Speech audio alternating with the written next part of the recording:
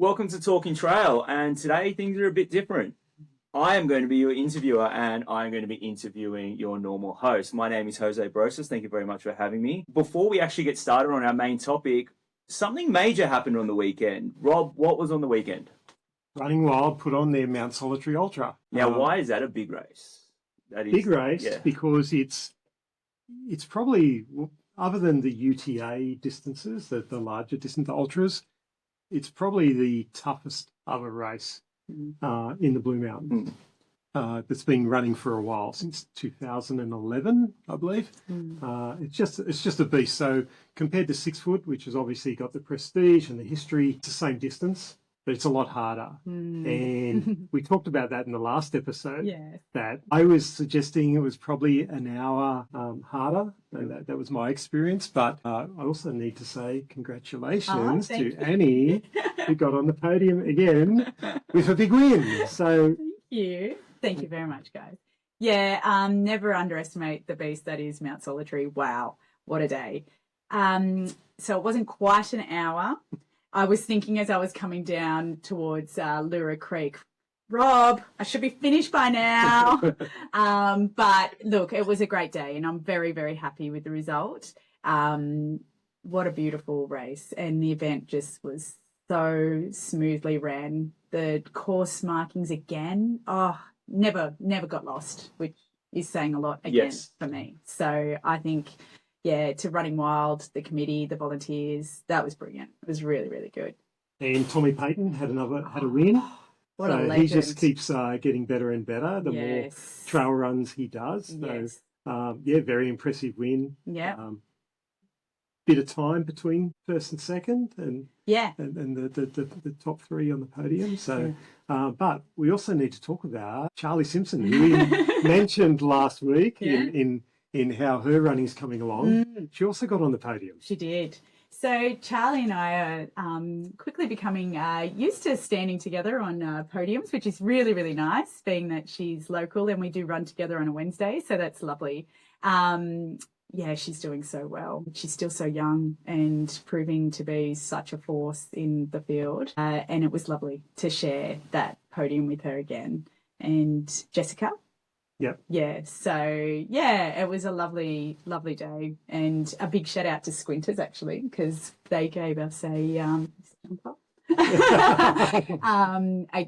first locals home, a case of beer. So Tom and I did actually win that for the male and female runners. So, very happy. It's excellent. A good way to recover after a really tough run. Oh, I know. Really tough run. I know.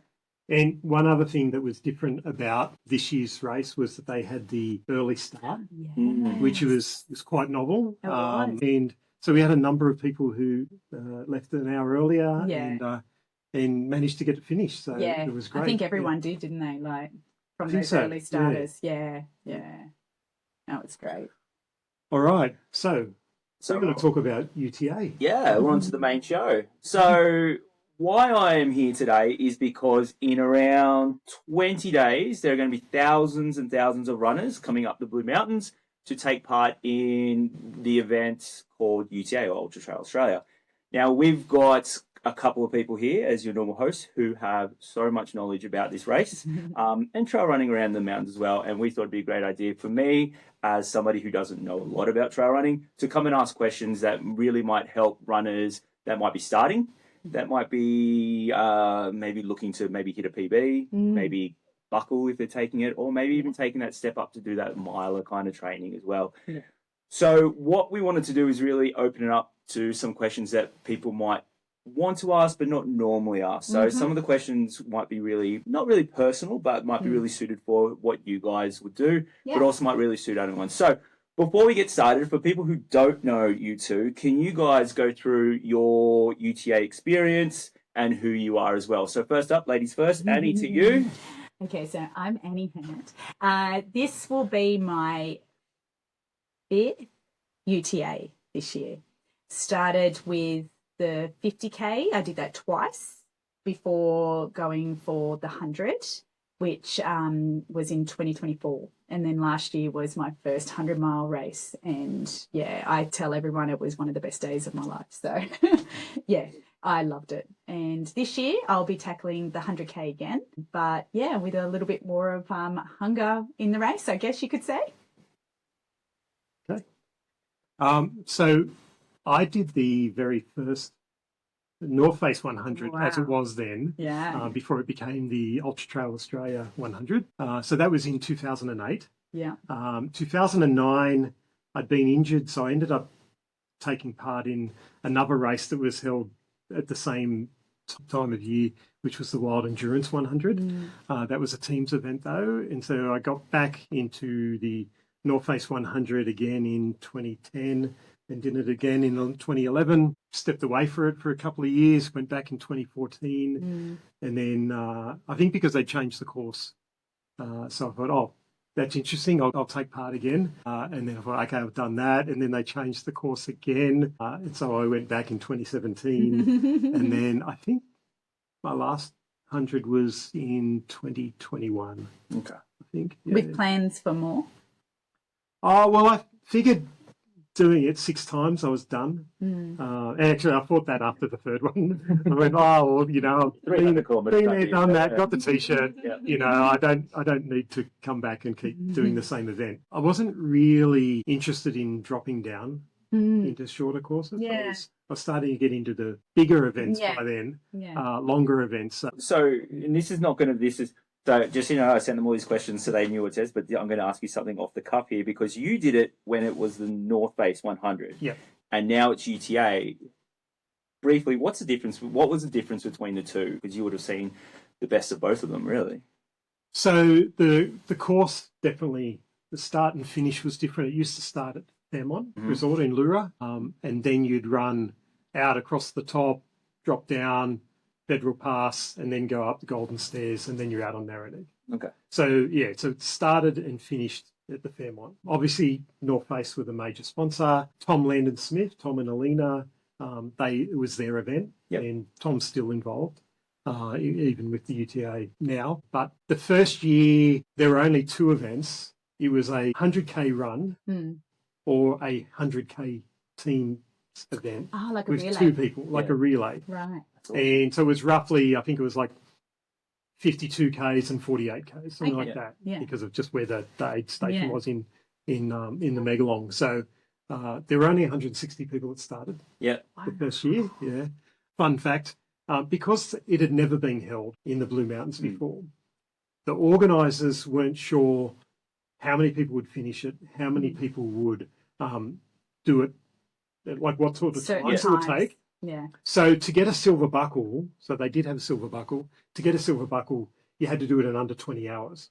Oh, wow. That's bronze now, isn't it? I think there was like 90% of the field or upwards of 92% of the field finished in under 20 hours. Yeah. So then the following year, it was 14 hours Okay. to get a silver because they realised, these guys are actually good runners. You know, they can do it in much faster times. So I think in the early days when it was North Face, so we obviously had North Face involvement, and then Salomon really came to town.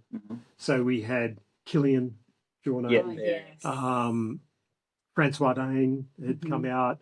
We had a number of like Spanish and other European runners who were all on the Salomon team, all came out to race. We had Dean Carnazes came out one year, and so even though it was a smaller field and they didn't have all of the different events that they do now, there was that international flavour that even back then. Cool.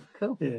So besides running the 6 years that I ran, if I wasn't running it, I was crewing for someone. Okay. So I've always been involved. There's only been 2 years since 2008 where I haven't been sort of officially a runner or a crew member or crewing for someone. And both of those years, I still came up and spent time up on Saturday night, or like last year, I came up Saturday night to the finish line to Race Hub and hung out there for a few hours, and then got up early Sunday morning and ran out along Sublime Fire Trail. That'd be awesome. To see the back of the packers. And just great. Share a bit of love for people who were struggling on a Sunday morning. I bet they appreciated it. I think so. Yeah, some of it. All right, cool. So you've both ran multiple races, so 50s, 100s, milers as well. I want to go back and think about your first race. So yours would have been the 50, yours would have been the North Face.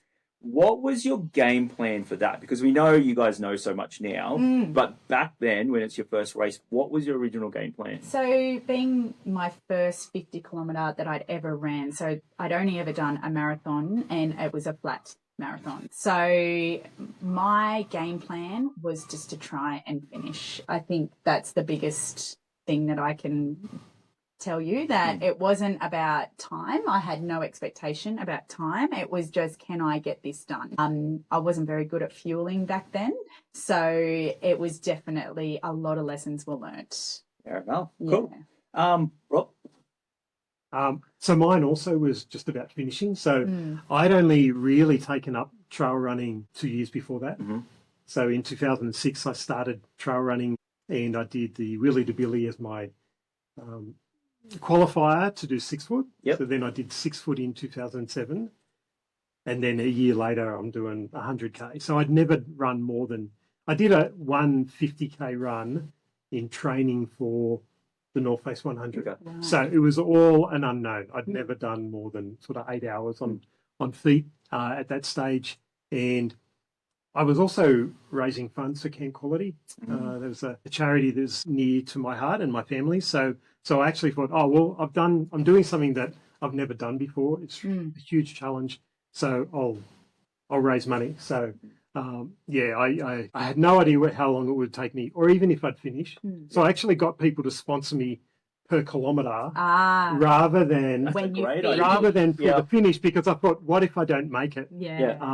So it was all like, really the driver for me was about finishing. So I even I slipped on a tree route coming off Mount Devon, which is after you come off Tarrows, you go up and over Mount Devon. I think it's called Mount Devon.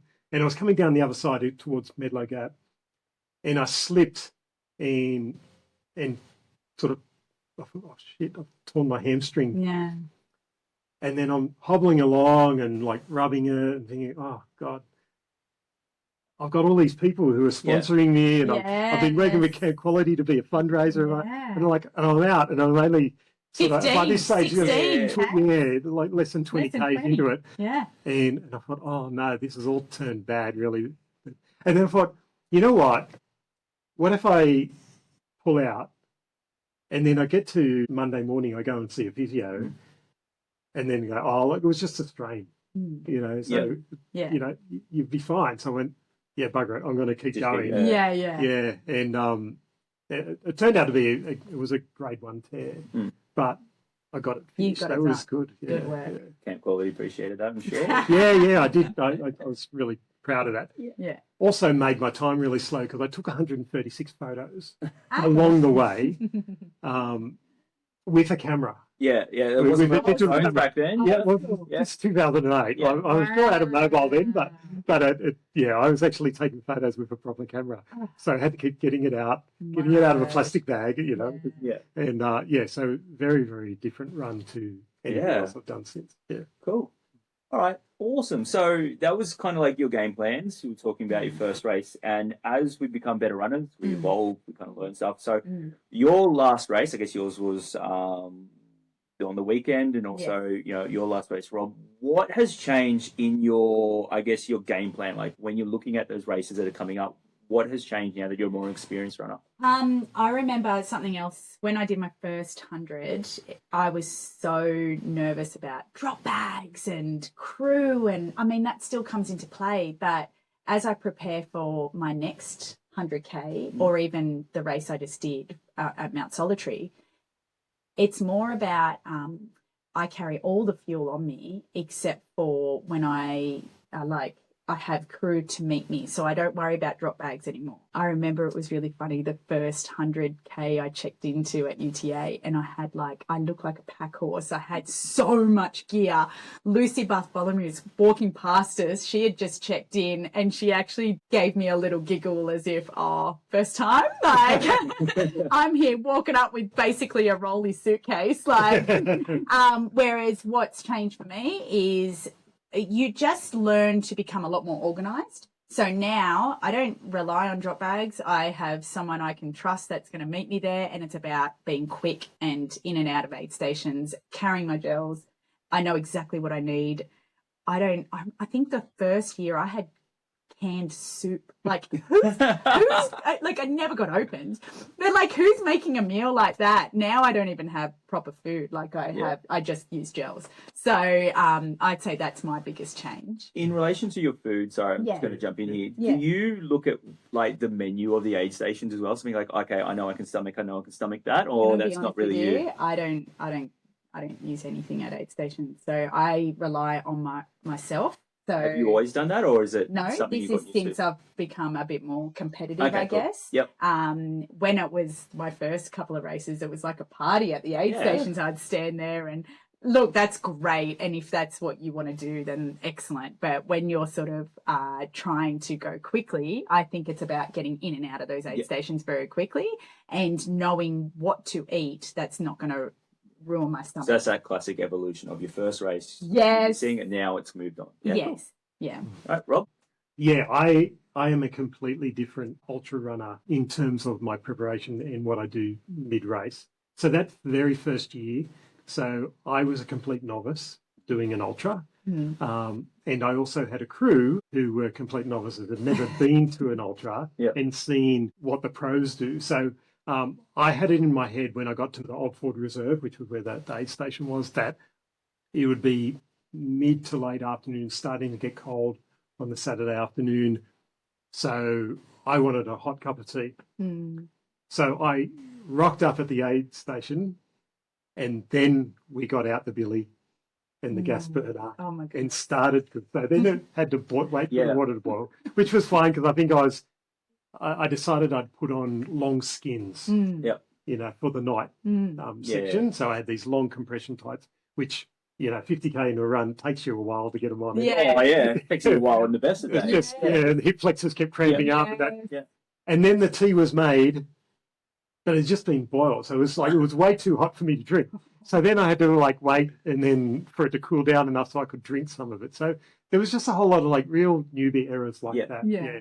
Whereas my last UTA 100, I used a couple of lollies, about a litre of water and 2 portaloos. And that was it in terms of support from the event. Yes. For the event. Everything else, I had my own drop bags and just relied on that. I mean, I've done, again, earlier North Face 100s, we got to Dunphy's campground and they had all these fruit buns. Oh, yeah. But they'd been out on the table and with the wind blowing through, they were all rock hard. So it was like, you couldn't eat, they were just gone so crusty and hard. It was like, this is miserable, and then there was some bananas and things. So, I use my own. Okay. Yeah, sweet. So I guess what we're looking at with when you're first doing your first race, if you've got no idea, that's totally fine. But it's all a learning process. So if you come back for your second one, then obviously you'll keep changing for that. Now, in regards to UTA, I want to talk about your best memories. Now, finish lines are always the best memories. I remember when I did my first races, finish line's great. I'm talking about mid-race. Do you have any good memories of being on the course, aid stations, all this other stuff like that? So what would be your best memory of UTA? Can I have 2? You can have as many as you want. It's your podcast. Okay, so... Not today, though. So first, it's definitely both of them from the miler last year. The first one being at the top of Lockleys. So in training, I'd done that first loop around Blackheath, and I thought to myself after that training day, how am I going to get this done? Because it nearly broke me in training and I still had over 100 kilometres more to run. When it came to race day, that section felt so good that I actually got to the top of Lockleys and I cried with tears of happiness. I was so happy that I had gotten up there, even though there was a long way to go. It was like, wow, I had just finished that section and felt great. And I'll never forget that moment. I actually recorded it myself and I watch it now because it was so, so beautiful. I loved it. And my second best experience was running up the back of the Scenic World on the deck, and I was just about to finish 26 hours, and I could hear this woohoo, and I think I said, I was like, who's that girl? And Dane, my pacer, he said, no, that's your brother. And I tell you what, how special to run into his start line of the 50K.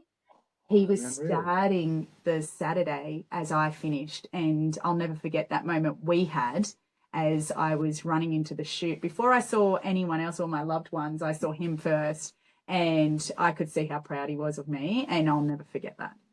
Unreal. For me, I don't really have any sort of fun total event, right? Although the last one I did, I wasn't super fit, and as I said, like it was my 6th one, so I was very much a relaxed runner by then. It's like I knew the course, I knew what I needed to do. I knew I wasn't in silver buckle form, so I just thought, you know what, I'm just going to enjoy it and just have fun, and I just had that attitude. So I was just chatting to people, making new friends. I was just really, really soaking it up and loving it. And I found that I didn't have those really dark spots that I normally would when I'm pushing hard. And so, I sort of got into the back half, and it was like, even leaving the aquatic centre, I thought, ooh, I'm only an hour off the pace here for like what would give me a silver buckle. So I thought, oh, actually, I'm having a really good day. So then I started picking up the pace, and then in the end, I think I did like a high 15, early 16 hours. But I just remember that day being a whole lot more fun and less stress and nothing to worry about. I've got a few fun moments from it. So I remember my second one, which was in 2010. So this is still on the old course.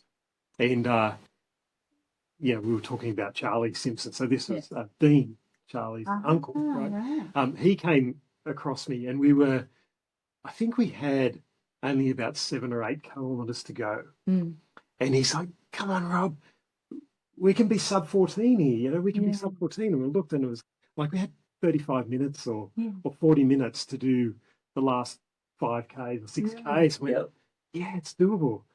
But we still had to like go down Lillian's Bridge and come up the other side, and then down the way we were going back towards the Fairmont, right? So we still had like pools, so all these up and down and up and down, and we're 13 and a half hours into the run, right?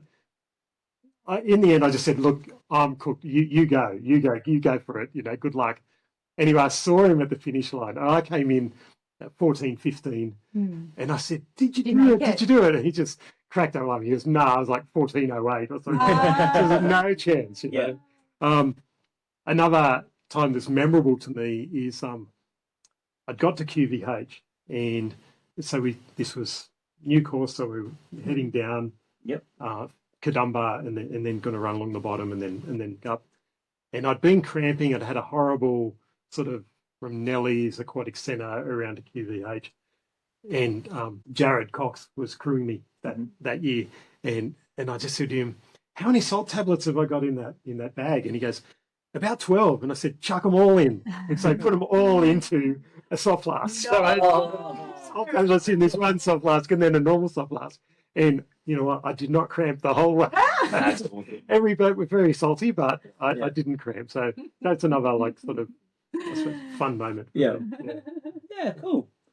So the good times are why we do it, really. Like, it's a lot of fun. I've had lots of conversations with people there that I still follow and chat to as well.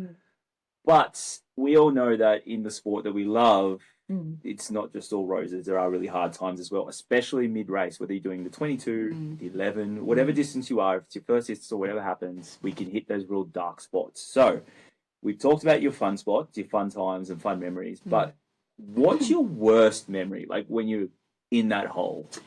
Yeah, I mean, I've got some from other races, but in UTA, it was the first loop in 6 foot. So, you know how there's 2 loops in the miler? Yeah. And I could have picked up a pacer and I didn't, and I regret that big time. It was dark. I had no one around me, and it was tough. I remember just feeling lost, and I think a cow came out of nowhere, and I started to like tear up because I thought, oh my goodness, like it's so long to go. I think that's about 70 kilometres to go. Yeah. And thank goodness I had a pacer for that second loop. And I would definitely recommend that you take a pacer from the start. Yeah. So in that section where it was, minus the interaction with that cow, how did you keep moving forward? Oh, it was the famous pink ribbons, Jose. So people have probably heard this many a time, but it became just me, my head torch, and every pink ribbon became a high five. And that's how I got through it. So it was the single trail along Cox's River. So I could hear the river, but I couldn't see it. I could just see my feet, the trail, and these little pink reflectors. And every time I went past one, I said thank you and I high-fived it. And that's how I got through. Wow, that's cool. Yeah. That's awesome. Yeah. Rob, your worst memory? Probably my worst memory would be, the first year I was on Bellbird. So this was after I'd thought that I potentially had torn my hamstring. And going along that Bellbird track across from Medlow Gap across to Dunphy's campground. Yep. And yes, and I stopped to check on some blisters because I could feel blisters. Yeah. And so at this stage I'm about 32 k's in, took my shoes and socks off, and I had 8 blisters across both feet. Yeah. And I'd only packed 4 Band-Aids. Oh, no. I thought I might get 1 or 2 blisters, you know. And I had no, and I went, I've still got, best part of 70 kilometres to go. Yeah. And then I was choosing, okay, which ones is that? Which one's worse? Which one's worse? So which one's when I put a Band-Aid on? So that sort of messed with my head for a bit because I thought, it's going to be painful for the rest of the way.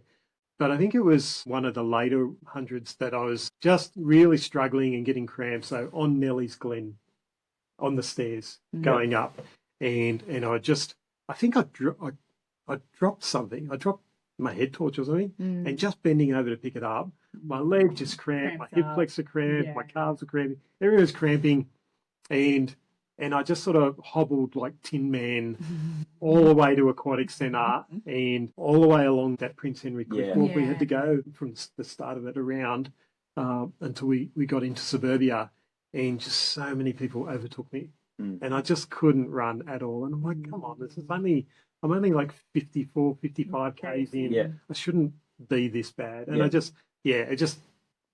was not having a fun day. Yeah. So you finished though. How did you get to the end of that? Because then I got to the Aquatic Centre. I saw my crew. I had some food. Had some hot chips. Yeah. Just it's amazing what crew can do to your spirit. Even if you're solo, getting into a supportive aid station, and I know. Was it 6 foot last year? Oh no, 6 foot in general. They had the live band and stuff like that. Like it's a really cool vibe. Like that vibe of the aid station can really pick you up. So just trying to make it. Cowbells. How good are cowbells? They lift me up for sure. Yeah, just I think in your head trying to make it back to the last aid station is one of the big things as well. Speaking about Nellies, I have a hatred of Nellies, which is one of the worst things. But I remember for me doing the 100 and speaking about that is going up Nellies thinking, what did I get myself into? And just, because it echoes, people throwing up and you could hear it around us. So I had to learn how to block that out because I didn't have headphones at that stage. But look, that's probably my worst experience. Let's talk about how your worst experience in your races, and we'll include the other races as well because you did say all that stuff. How has it shaped how you made those changes and like your experience in the races that you've done? Things like that.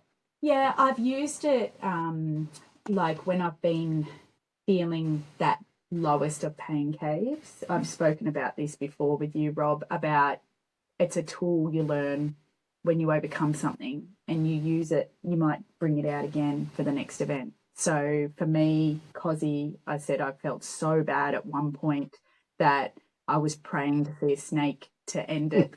And that was dead serious. Yeah. And then how I felt coming out of that and how it got better, you realise, hey, you could feel really, really bad, but unless you stay and keep going, you might get better. And then if you leave when you're at the highest of your lows, if that makes sense, when it's so bad, you wouldn't find out that it might have got better. And if you had stayed, maybe you would have felt better. So I guess that's what I'm going to use, especially in France, because I'm not going to have paces. I'm going to try and remember when I am in that lowest of low, hey, stick in there, like stick it out, because you might start feeling better soon. Yeah. Unless you seriously injure yourself. Pain is pain. Yeah. And it generally, like, when it gets really bad, it doesn't usually get that much worse. Like, pain is pain. Unless you break a bone, then, you know. Yeah. It's going to hurt no matter what. So. And I think someone said a mantra the other day, and I'm going to try and use it.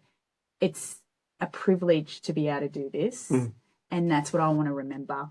Yeah. Every time I'm feeling low, go, hang on a sec. This is a privilege that I'm here and I'm able to do this. So that's what I'll be using. Yeah, awesome. Yeah, I have one. It's not really a mantra, but a saying that we just like that, which is we get to do this. Yeah. So rather than I have to do this, I have to finish. Yeah. It's I get to do this, That's and then right. and it just reminds me of people who aren't well, aren't as able-bodied, who would love to be out hurting in the same place that we are. You know, and so I use that. Also, just touching on that mindset of it can improve. So I do actually use the mantra of this too shall pass. Yes. So I use it right at the beginning when I'm feeling great and I'm all carb loaded. Yes. You know, and I feel like I could jump out of my skin and run a whole lot faster. And it's like this too shall pass. So if I keep running faster, if I'm doing 4:30s when I really should be doing 5:30s, then like okay, that's good. I like that. Eventually this is going to pass. But it's the same when I'm feeling really down. Now actually I've tweaked that a bit more. So this too shall pass is still the mantra, but now I have the mindset of if I've got negative thoughts, it means I'm underfueled. So I just need to get some gel or drink more of the mix, like the hydration mix, or eat some real food, whatever, because I know in 15, 20 minutes time, I'll be feeling better. Yeah. Yes. And you will. And you have those peaks and troughs all the way through. It's a roller coaster.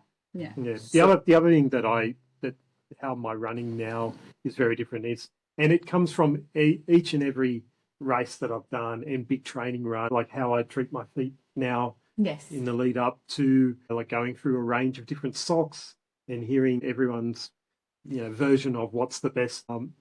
My clothing is very different to what I used to run in. No, I now use poles. I never would have thought to use poles in 2008. They're a lifesaver, poles. Yeah. So things just change. Like I went through a stage where I'd use gloves. And I haven't used gloves now for a while, but I would still advocate for people. Certain races absolutely use gloves just to protect your hands if you fall.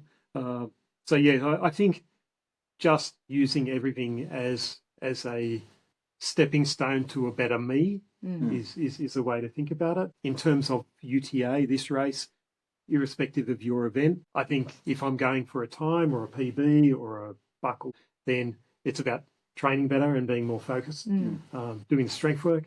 But then if I know I'm going into an event underdone because of injury or work or whatever, then my focus is fun. So again, it's a privilege. I get to do this rather than just going, I'm not going to set a PB, so I should pull out. No. And just only get to the start line when I'm in peak physical condition. It's like, no, I can still have a really great day out. And so that's the mindset. Finish it. And spend time, make some new friends. That's always going to happen. Awesome. Well, that's actually a really good segue into the next part of the conversation that I wanted to have with you guys. We have already mentioned about how you guys prepare and, the races and stuff like that. What advice would you give? And I'm going to break this into a few different people. So what advice would you give first-time trail runners? Because UTA seems to be, I'm a road runner, I've done park run, this looks awesome, I'm going to step up. What advice would you give to those first-time trail runners that are tackling their first event? I'd get on course, for sure, because if you are new to the sport and you are used to running roads, then it's going to be a hell of a shock, especially that Kadumba, the final 22. That sucks. It sucks. And it doesn't matter what distance you do, that part is in every one, except for the 11K, but again, the 11K has so many stairs. So if you can get out on course, I know that's not always possible, but if you can try and get up here and just do a little bit of the course, I think that's a great idea. What about what would be, if you were looking back on your first time doing it, and I'm just for a different thing, what would be your advice for you? So, like, okay, I've done it before. Getting out of course is great, but we got 2 weeks until UTA. What would you be saying for someone whose nerves are rising? Yeah, so nerves for me were a big deal. They still are, actually. Like, I do get extremely nervous as soon as I get on that start line. I remember the first 50K, my brother was in wave 2 and he went off and I had to wait, I think it was 15 minutes or something like that for wave 3. And I was shaking like a leaf. And I wish I was prepared not only with warm clothing that I could just give to someone or dump, because nerves, when you get cold and you start to shake with nerves, I think it's hard to be calm under that sort of condition. Yeah. Do you know what I mean? Yeah. So I wished I had some comfort there, even just a little comfort from home. Like, sometimes it's nice, like I wear a buff on my wrist usually because it's handy for sweat. Sometimes becomes a bit of a beautiful sport that we do. Oh yeah. Like and you know what's nice? When it's a nice, fresh, clean and it smells like home, even if spray a bit of perfume on it. And then when you are feeling a bit, just smell that, and yeah, that helps. I used to have bracelets my kids made. Oh, yeah. So you look down, you're like, oh, nothing's harder than being a parent, so I can get this done. Yeah, that's great. All right, Rob, what advice would you give those first-time trail runners that are tackling stuff? Okay, so a first-time trail runner who's been running road and then decides to give trail running a go, there's a very big difference between trail shoes and road shoes. Yes. Road running shoes. So, unless you're doing like a really obvious, easy, non-technical fire trail, like even 6-foot track, there are people that will race that in road shoes. But most trail running, like the grip, chalk and cheese, one you'll be wearing ice skates, the other one you'll be wearing, geckos on your feet, so holding you. So trail shoes, absolutely. Yeah. I think for a first timer doing UTA in any of the distances, I would listen to our podcast episode from last year. Yeah. Those tips and tricks for UTA. Yes. I think I counted 36 different tips in that. So there was a whole lot of information in there. Yeah. I think I used it myself. That you could tap into. I think for someone to, irrespective of their distance, have fun. Focus on fun and enjoying it and just living the moment, not focusing on your time. If it's your first, you don't know what your PB will be. Yeah. Everything that you complete is going to be a PB at that stage. Yeah. And also, again, irrespective of the distance, the race doesn't start until. So you can pick. So say you're doing UTA 22, you can say the race doesn't start until Lura Creek. Yeah. So it's not too far, but you're not going to or even you could make Jamison. If you're doing the 50, race doesn't start till QVH. So because you're going to be full of energy, you're going to be hyped. You get race bib fever. Even in the 11, you'll get race bib fever and want to just smash it out in the first 2Ks. You got to hold something back so that you're not going to be a part of the Walking Dead in the last 5Ks. I just pick a spot on the course to say the race doesn't start until, or ask someone who's done it before and say, okay, for you doing insert distance, where does the race really start? Yeah. All right, cool. You guys have given some awesome information on what to do when you're a first timer. So it's really important to make sure that you're setting your expectations reasonably, because you don't want to go out there and go, you know what, I can run a sub 20 park run. I am going to smash UTA, because you're just going to sit there and blow up because there are hills and stairs. But people who have done it before are now looking to move on to that next level. So it's smashing that PB. So whether it's UTA 50, I want to now get under 7 hours. I've normally done 8 hours. I now want to do this. We're looking at, what can they do, I guess, looking at it, but also we've got 20 days until UTA. What can we do there as well? So what advice would you give someone leading up to it, maybe months in advance, but also now? With only 20 days to go, if I'd done that same race before, I would go back and look at my Strava data, and I would have a look at certain points that maybe I can get a little bit more. So I use this for 6 foot, and I was like, okay, last year, I know we're talking UTA, but this is what I did for 6 foot. Yeah. Between the two, that was 6 months apart. I went, okay, I did 429. I want to get around 415. Where can I gain? Shave that time. Yes. Yeah. And for me, I knew my strengths, and it was the downhill technical to the river. So I shaved time off there rather than trying to take 10 minutes off the back half or Black Range. I was like, I can take more off that bit and then not have to take so much off the back half. So you could do that with UTA. You could look at the last year's time and go, okay, I know the course. I know how I felt at that point. Could I possibly push a little bit more? Or, again, reverse, like, should I go a bit slower in a certain bit to give me more energy later? Yeah. When looking for PBs, I guess for me, long term, getting a coach is how I was able to do that. And he actually was the one who taught me to look at things like that. So I guess if the long term goal, you could look at something like that. Yep. But for this short time, maybe you could have a look at your previous time and different sections and look, where could I push more? Where should I hold back? Yeah, awesome.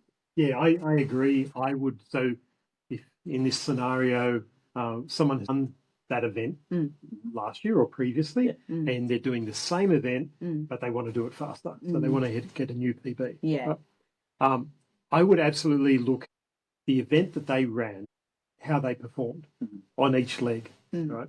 So if they know, like if they think back to, let's say it was last year, most people doing the same event distance, you know, and by going for a PB, you'd assume, you know, at least 70% of them are going to be just doing it from last year, right? So you look back at last year and say, where did I have my real slumps versus where I was on top of the world? Right?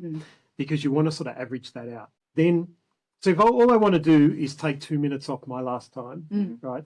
Then you just say, okay, well, how is my training, is my fueling, getting my sleep that week? Yeah. Is that going to make a difference? And it probably would for 2 minutes. Muscle memory and course memory alone, you will shave time off. Yes. Like, absolutely. Knowing Just have that confidence that you'll have that. But yeah.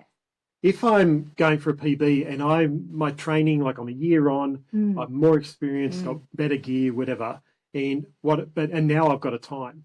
So let's say last year I was 7.5 hours, and I think, you know what, I should probably do 650, right? Then what I would do is I would look at the all of the data from the last year's finishes that finished around that time. That is my new goal time. Yes. And look at each leg, or you know, all their splits. And don't just pick one person, because one person might have been on fire early, cooked themselves and staggered home. So what I would do is I'd look at that finish, ideal or goal finish time, and then get about 10 people, so like 5 either side of that time, and then look at all of their splits along the way and try and average it out. So you say, okay, ideally to do a 650 now, I should be at this checkpoint in this time, and at this checkpoint at this time, and this time. And because you're using 10 different people's splits, so there might be 10 or 15 minutes or even 20, 30 minutes between the longer the event, obviously, you know, you can have that variety, but in times. But then it won't get in your head that it's like, oh, I'm 5 minutes behind my goal time, which was this one individual. You can just say, like, I'm within range. Yes. I'm in this window. I'm still on fire. I'm still better than previously. So I would have those split times. Okay. Because all that information, that's readily available on the UTA website. Absolutely. Yeah, when you should be at certain things. All right, cool. So the last one, I guess, around the advice in regards to speed and how long things take would be, one of the big things when you look at UTA, if you're new or you've been there a while, are the buckles. So silver, bronze buckles and stuff like that. All I know is what I've been told by people who got buckles was like, it's just going to hurt. Like, you're just running fast, you're doing all this stuff like that. So it's just going to hurt, the whole thing. It's not going to be a walk in the park. It's going to hurt. If somebody is going for their first buckle, what would be your advice for those people? So my answer wouldn't change to what I just said about someone going for a PB, because you're thinking well, it's the same thing. Yeah. You know, if they're now going for a buckle that they haven't previously earned, then clearly it's a PB. Yeah. So the answer is no different. So if they're going for a sub 14, then again, look at the splits of someone who did maybe go for a 13:45, not a 13:59. Yeah. So to allow yourself a buffer. If you're going for the bronze buckle, sub 20 hours, again, look at, say, maybe 19 and a half, 19:40, something like that, and just have the splits of the people that finished around that time. It's still the same answer. Yeah. Would you, and we're talking about long term, and I guess you guys aren't coaches, but would you change your training for that buckle? Like if you know that this is my PB, would you do more speed work? Would you do more other stuff like that when you're doing that kind of, okay, now I need to know I need to go faster? If I was coaching someone, the buckle would just be the bling you get at the end. Okay. We'd be talking about a time, not the buckle time. Yeah. So if I'm having a conversation with someone who, let's say last year they did 15 hours, so between 15 and 16 hours, and they've said, look, I want to be sub 14, then all of the programming I'm doing, all of the work I'm doing for that person is for something that's closer to 13 than 14 and a half, then I hope that they have a good day. Yeah. Okay. And then just, so especially if you've got months to get to that, then and then, so all of the conversations I'm having is around a time that's sort of that, you know, whatever it is, 13 and a half. And the outcome of finishing that, and then it's not really, you know, we're not going to be upset if we did 13:20 and we thought we were going to do a 13:08 and being that precise, you know, but you just go, and guess what? You get a silver buckle. You know, and that was always the goal. Awesome. You're good to answer that? Yeah. Are you after a buckle? No, I have been enjoying too much beer and food recently to enjoy it, but I know that there was one year when I was trying, and I just know that the advice that I got given personally was like, you need to learn how to run fast. Yeah. Yeah. Yeah. That's right. I think for me, as much as I hate to admit it, but intervals really helped to learn to run quicker. And now it's become quite fun. So find if it was me and you were trying to get quicker in a race for an event, I would say find some training partners who can push you, because that's what I do. And once a week, now I look forward to it and we have a great time. I mean, it hurts, but man, the feeling it gives you when you actually hit those paces that someone has set for you. I rely heavily on my mates, Dane, Matt, Steve, Mikey, to pace me when we're doing interval sessions, because I'm hopeless at pacing, but they're brilliant at it. And it really hurts to run fast. It does, but it's rewarding and the benefits are definitely, I think it's one of the only ways to get quicker. Awesome. So we've talked about all that stuff. I want to look at kind of like on-course stuff now. So we talked about the training, the lead up and things like that. What is, everyone's answer is going to be different, but what is your favorite part of the course? So what's the part you go, I'm here, I love this part? Okay. I would say definitely Narrow. And that is just always going to be special no matter what sort of distance you're doing. I mean, in the 100K and the 100 miler, you do the whole Narrow. And usually you're pretty blessed with some amazing views. Yeah, those morning views of Oh, my goodness. And unless it's the miler, it's probably lunchtime. Or sometimes afternoon tea. Sometimes night. But and I think the 50Ks do a bit of Narrow as well. So for me, I would say it's that. Besides the finish line, like, there's nothing greater than hearing the sound of the cable car and the people at the finish line when you're coming up further steps. Like, that's pretty special. But I'd have to say Narrow because it's beautiful. Yeah, cool. Rob? For me, I would have answered running the last 300 metres. The new finish at Scenic World is so much better than the old so good. finish where you had it at the Fairmont. Yeah, I think The other part of the course I really love actually is after leaving the aquatic centre and heading across. Fairmont. Including that, all the way to QVH. Oh, yeah. The Yeah, clip top. I think although it's late in the race, it's sort of in the 70s. Yeah. But it's just like up and down.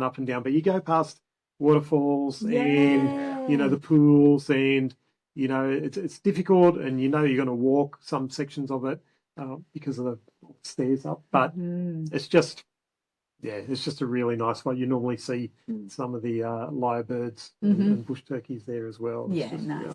So, Rob, I'm just going to say you're wrong because that includes Fernbower, and that's the worst part of the course at all. But now, as we're talking about the worst part, every course has a part that's not fun for whatever reason. You've got the mic now, so I might start with you. So, what part of the UTA course is just not fun for you? You just don't like it? No one loves Nellies. No. Going up Nellies. So, and it starts earlier. It starts really back at Megalong Road. From Megalong Road up Nellies Glen Road, just starts climbing and climbing and climbing, and then you've got Nellies. You're sort of descending ascending, sorry, and depending on which event you're doing and what time. If you're going up in the dark, it probably helps to do it in the dark because you can't see. You just think it's never ending, but you're not looking up and going, oh, it's up there, and I'm feeling defeated now. So that's really bad. I think also with the size of the event now and the number of people in the different race distances, I think getting off Narrow Neck now, which they probably hopefully hopefully it'll be better. They'll go back to having the ladders at Tarrows and Duncan's Pass. But either way, like unless you're towards the front of the field, like you're still going to be getting caught up there a little bit, and either way, it's still a bit shitty. So, I remember being told that's the best place to eat some food. Is Nellies while you're waiting, but hopefully they fix it this year because 2 hours worth of my food will be gone. So for me, it used to be Nellies, and I discovered a way. You just got to learn to love Nelly. You just have to. Look, we joked about it in our goat farm family because a couple of them are not from the area and have come up and done it in training, and they're like, what is this? Like, this is horrible.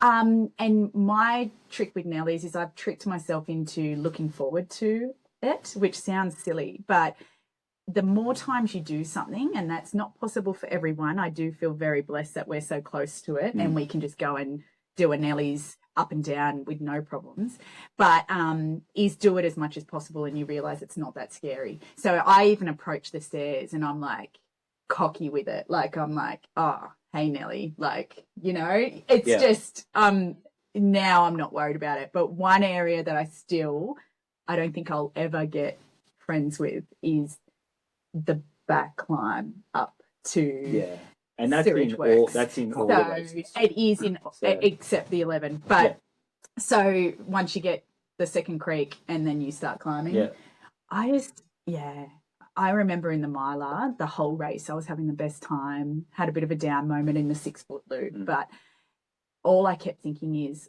what I've got to come, and all I could think about was that climb. And it's tough. It's really tough. And I think it's about that's when I'll get out my poles and it'll become just a slug out there. Like just, get it done. But that to me is harder than Nelly's. Yeah. Awesome. Okay. So for me though, I've similarly, like my mental trick there is there are no more aid stations. I'm nearly finished. Okay. So you're nearly home. I'm nearly home. Okay. I've left the last aid station behind. That emergency last one. Yes. And so this is the home stretch. Okay. It's easy. Yeah. And I love Dardanelles and I love Federal Pass. Yes. And I actually have grown to love Furthers as well. Okay. Yeah. So for me, I actually get a lift after the last creek and we start climbing. All right, I'll use that. I have to say, out of all the stairs in the Blue Mountains, Furby is probably the nicest one. I think so. It's just because you go up and down. But yeah. All right, we're moving to more about what advice you've talked about what the runners should do themselves. So preparing mentally, what parts might suck on course and stuff like that. One of the big things that happens in your ultras is aid stations. They're the big ones that people want to have. You know, they're talking. We already said that. You know, you can get an uplift from people there. Yeah. What advice would you give? And you both said that you don't use aid stations food stuff now. So I'm going to change the question that I originally posed. Is going to be, what advice would you give somebody coming in that's only using aid stations? And if you have crew, what advice would you tell someone to tell your crew to do at that aid station? So I'm changing it. I do apologise, but that's good. But I figured that we've already talked about that. So, and you said it's important to both have crew there. So, what advice would you give, you know, someone that's coming in that's only having the aid station food, but also when there's that crew member there? What advice would you give that? Actually, one of the things that I would advise people if they're going for a PB or a buckle is to look at the amount of time they spend at an aid station. That's a good one. Because that's easy minutes to lose. Right? I think you have to find the happy medium. So I don't think what we said earlier was that we're anti-aid station. Oh, no, not at all. So the aid station can be great. If there's stuff there that you can use, absolutely use it. If you're cold, get a hot drink. You know, you don't want to just get the chills or whatever. And, you know, sometimes a salty noodle soup or something that you can get in an aid station could be a lifesaver for you. Having friends or family there. And this is, I suppose, a trick for newbies. Always better to have friends than family.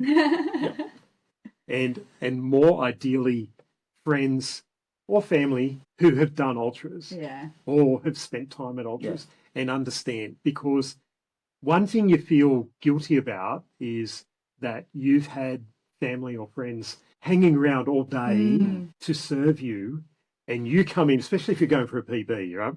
You need to treat it like almost like a Formula One pit stop.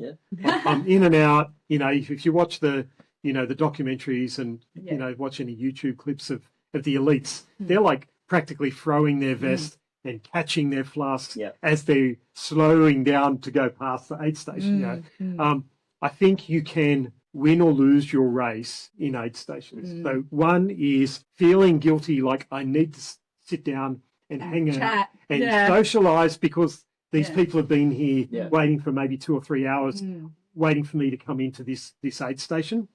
That's not going to help you gain, right? So just no, sorry, you need to be really clear. Even have them over for a dinner in the week before. We'll promise you're going to do that, but have them the week before and say, look, I need you to really understand, if I'm having a good day, I'm going for it, and I'm not going to spend time with you. It was actually one of my, I suppose, funniest moments was being, one year I was crewing at QVH, and this guy had come in, and I don't know if it was, hopefully it was his wife and not a girlfriend, because I don't think they would have lasted, because he came in, grabbed his stuff, chucked it in, and he just like reached over, gave her a peck on the cheek, and started running. Said, bye, I'll see you at the finish.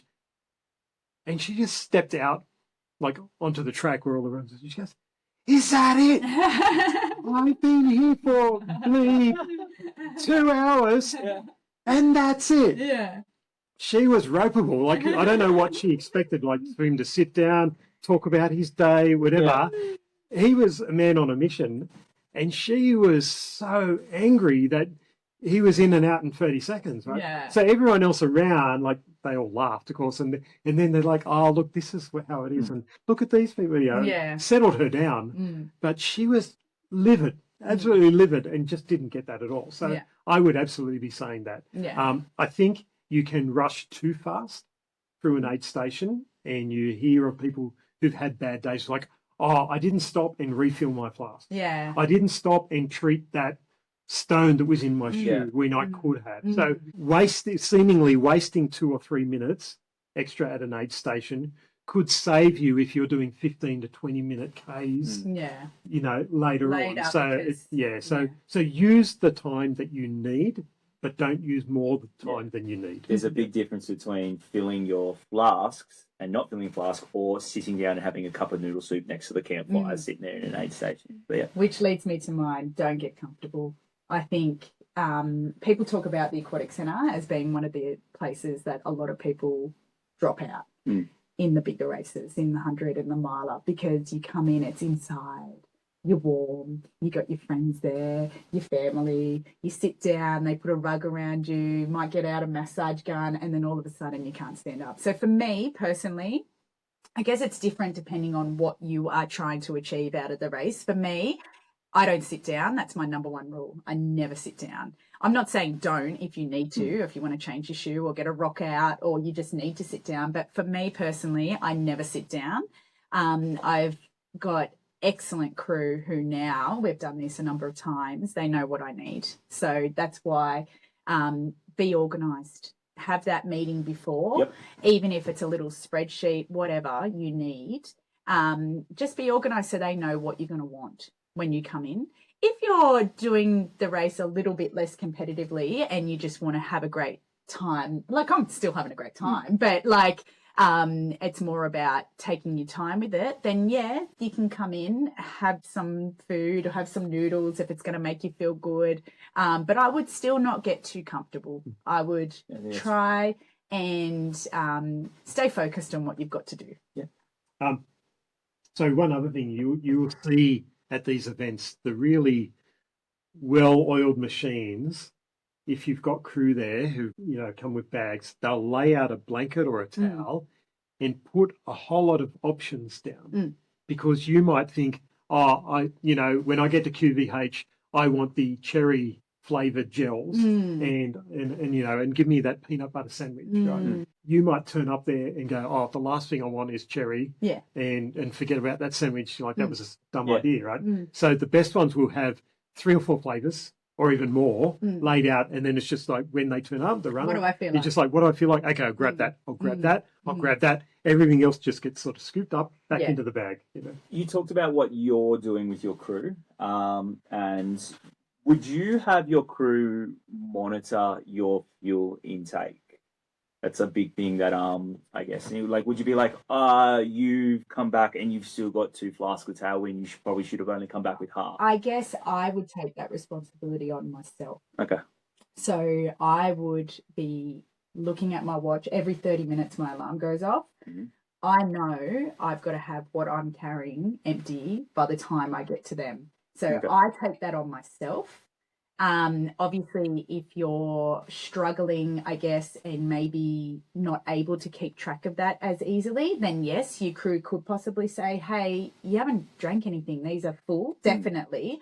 But for me, it's my responsibility. And I make sure, even, in the Mount Solitary Ultra, I carried 2 litres from the start and I wanted to make sure I had none left by the time I got to Phillpott.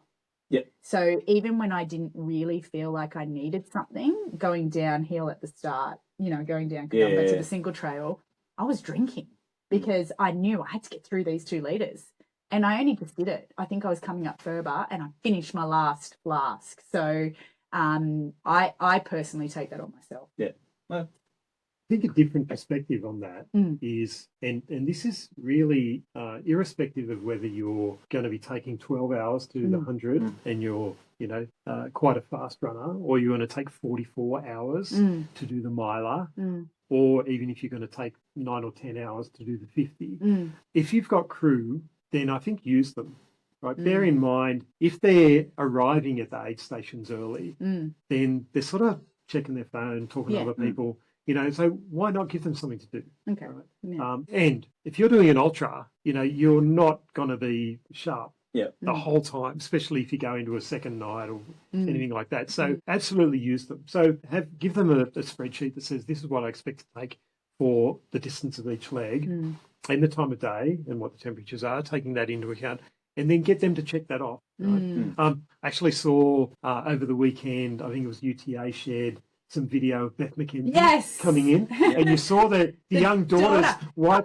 You want Coke? Yeah. One's involved because of that, and then there's another one who's like wiping her feet, like her legs, with a wet one, right? Yeah. And it's just like, and Luke's got the fisherman's but I think part of the beauty of that is he's got these 2 young girls. He's he's probably dragged them around all day. Right? They're going to get bored. They're going to get irritable. But if they think like, they've got a job, right? So they're focused. I'm part of this. We are the crew that are going to get it. Rather than, can you just sit there, read your coloured in book or whatever? That is nice. Here's the iPhone. You know, just include them. But, so even your adult friends, you Yeah. can get them involved. Just say, Yeah. look, it's good, make or break me. If I turn up and I haven't drunk 1.5 litres, check, Yeah. I should have.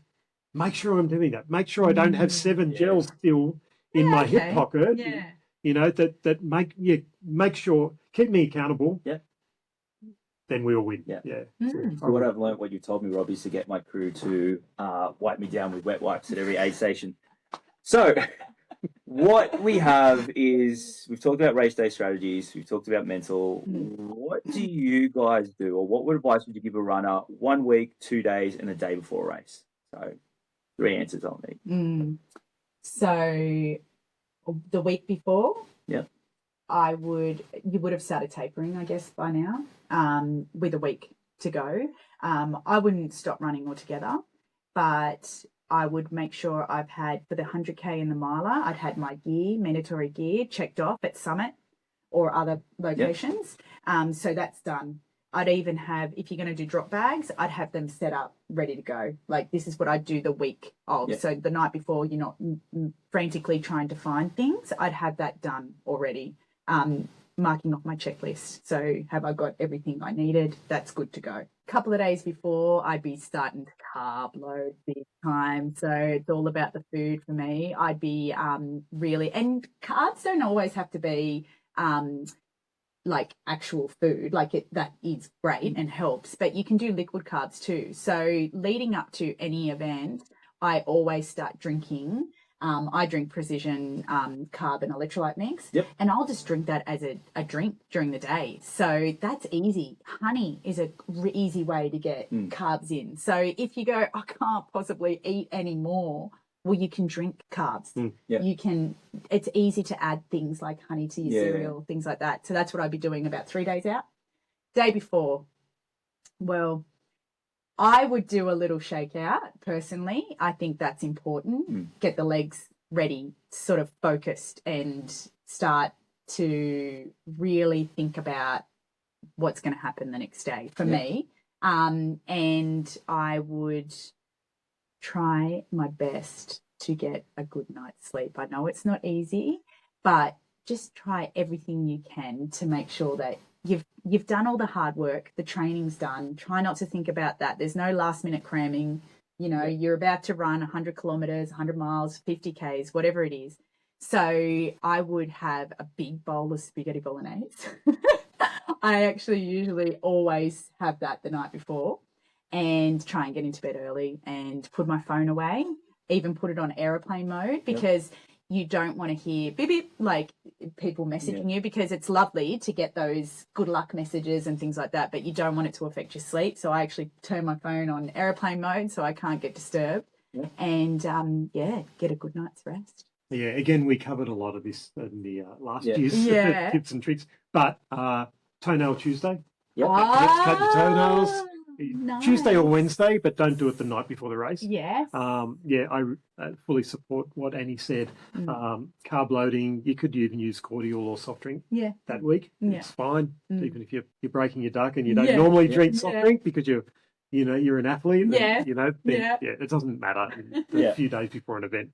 And movement every day as well.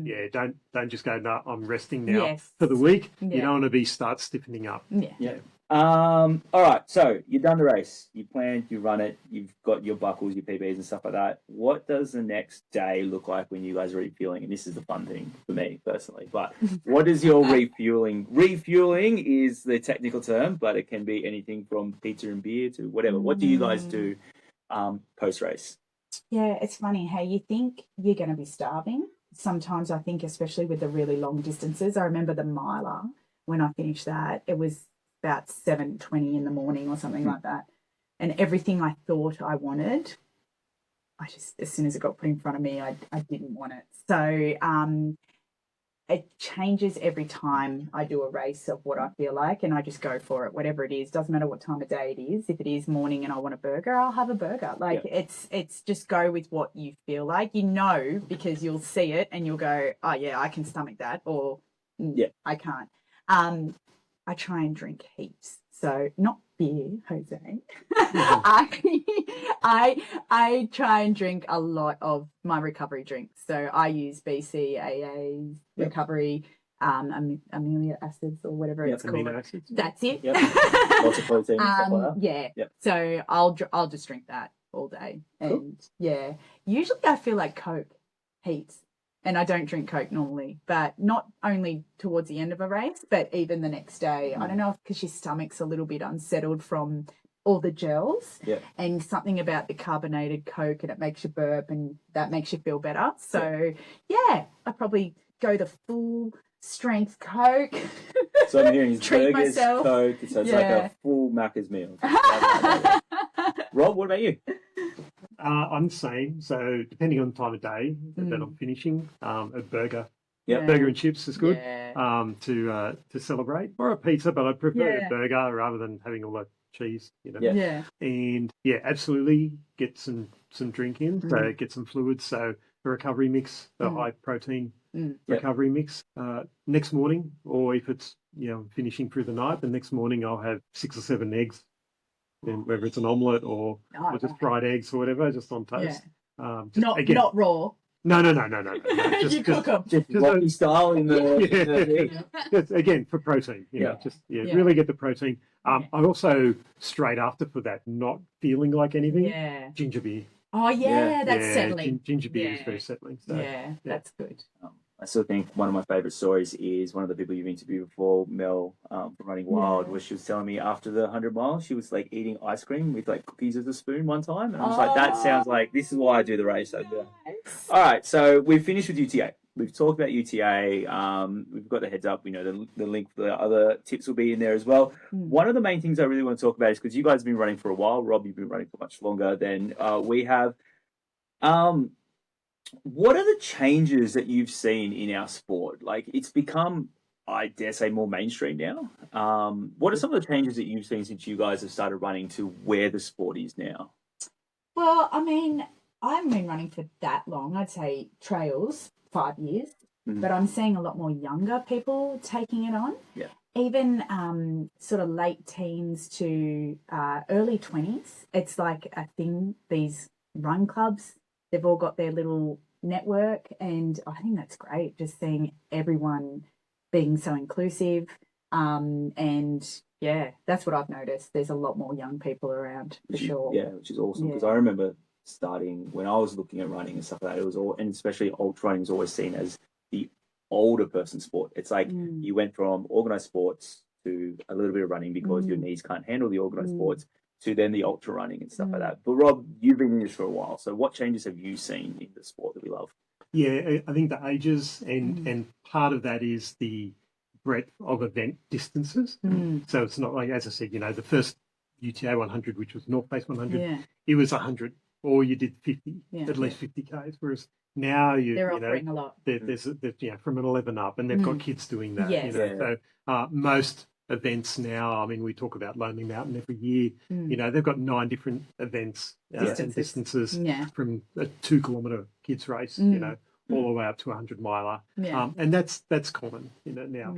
It was like a dirtbag sport. So it was like all of the people on the periphery of community used to be, they were all the nutters, and now it's become mainstream. It's like, everyone, like a miler has become the new marathon. It's like people have this goal, to do. And I think the new events that have come on board, like backyard ultras, didn't exist before 2011. They certainly weren't popular until at least 2017, 2018. And now there's backyard ultras all over the world. There's thousands of them. It's like there's an event or 2 events every weekend now that you could, not have to travel too far to do. So there's just so many events Options. now. So many options. And they're all really accessible too, which is awesome. I've got another one. I remember you interviewed Andy Lee for 6 Foot, and he was saying he'd just grab sometimes not even water or anything and go run up the Oaks from Glenbrook to Woodford. No big deal. Very no frills. Just get out, run. Now, the amount of things we carry and rely on. Like we can't go anywhere without our 500 ml of flask full of something and our gels that, like, I'm a sucker for it. Like I've got to have everything on me. Whereas it used to be, I believe that you just put on a pair of shoes and off you went. Our cheap sport has not turned cheap. No. And I remember hearing, I think it was one of your interviews in regards to the 6 foot, when some of the originals, the OGs, would just have like, there'd just be water at tables. So now we're carrying 2 litres of glass, there's all these trail shoes and stuff like that. But speaking about that, what are some of the trends that you guys have seen that you went, oh, that's interesting, but you've actually really enjoyed, or you've actually found made a difference in the sport? Whether it's like the inclusion of, like, you know, carbon plated shoes. I'm just looking at your wall here. Or so, like, you know, is there something that you guys have seen that's maybe you thought, wow, that is never going to work, but it has worked, or that could be awesome and it's turned out to be terrible? Is there anything in your sport, in our sport? Yeah, again, I'll mention the backyard ultras. They just have a special place in my heart. But, you know, I remember when, before they had the first sort of like satellite world champs, there were backyard ultras that were offering to say, oh, we'll fly you to Tennessee to do bigs. And some of those, people were winning with 11 laps. Wow. You know, and if you had done 30 laps at a backyard ultra, you were killing it. Like, you were winning, right? Yeah. And now we're at 120. Yeah. Sydney Backyard Ultra that was just competed last week, 75 hours. Yeah. You know, they were moving into day 4. Yeah. Right. And so I think that I just love that style of event where you really are seeing just how far, because if you do 100 miler and you go, oh, I could have done more. How much more could I do? You never know. This is what I want to discover. Yeah. All right. We'll ask. I've got one more question for you guys. 2 for you, actually. But one more question. What's in the future? So you've mentioned France, and there's 4 very big letters that all go together for that. You can talk about that. And then, Rob, what's in the future for you as well? Okay, so straight up, UTA 100, that's next. So that's less than 3 weeks away. Can't wait. After that, I'm going to do Running Wild's Woodford to Glenbrook. Yep. Pumped about that. Never done that race, but trained it many times. And I think it's just going to be a mad day with really good community feel. And Running Wild always put on a great event. So I'm looking forward to that. Yep. Before heading to UTMB. So that's obviously my biggest run for the year. And I'm nervous, but also extremely excited.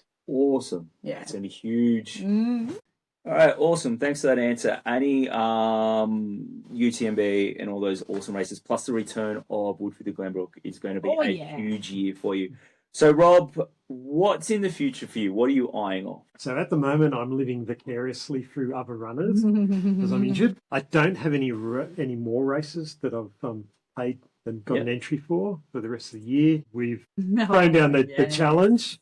You, me, and we did mention Tom Payton as well. He doesn't know it yet. But... He doesn't know it. Yeah. It's always a good signing for Blue Goat, you know, so that's something for me to get fit for. I had intended to do a long FKT that I'm not going to share because, especially now that Stephen Redfern lives in the mountains, I want to at least have it for a week. Yeah. So watch this space. Yeah. So watch this space. So I would have been definitely doing it later this year, but I might have to put that off until 2027. Yeah, because I'll need to train up for that. Yeah, and I do have something longer than a miler in mind. Yeah, nice. That's definitely in my foreseeable future. So watch this space, really. Yeah. So all your listeners and your viewers. Now, last question from me to Rob. We've talked about UTA. We've talked about, you guys provide some awesome insight into how you prepare, what some advice you give some runners and things like that. Rob, we're sitting in Summit Gear right now. What can runners get from Summit Gear that they would like or need for UTA? They could get anything that they need for UTA. So all of the mandatory gear items we have in stock. Everything else that you need, from your shoes to a hat on your head. I just got a vest. It's got a vest, a running vest.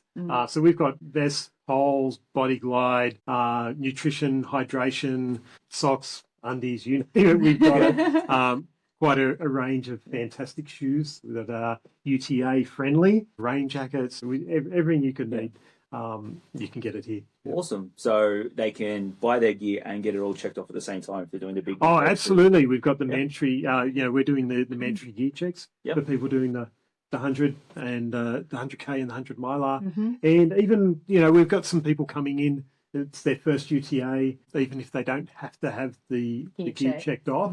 If they're doing the 50 or the 20 soon, just coming in and dropping in and asking, is this something we need? Cool. We've got a big event coming up on the Wednesday night before all of the UTA races start. So 5:30 in here, we've got a shakeout run. La Sportiva are going to be here with a fleet of shoes to try on. Awesome. And we're just finishing the terms on some guests doing some chat, which we'll be putting on our website and maybe talking about in the next podcast episode. Awesome. Well, guys, thank you so much for letting me host today. I really appreciate it. I had an absolute blast. Hope you guys did too. That's it from me. For today, you'll be back to normal podcasting after this. But Annie, you will have the final say today. So it's been lovely to have you here, Jose. Guys, if you enjoyed this, please like, follow, subscribe. Thank you. See you later. See ya. Bye.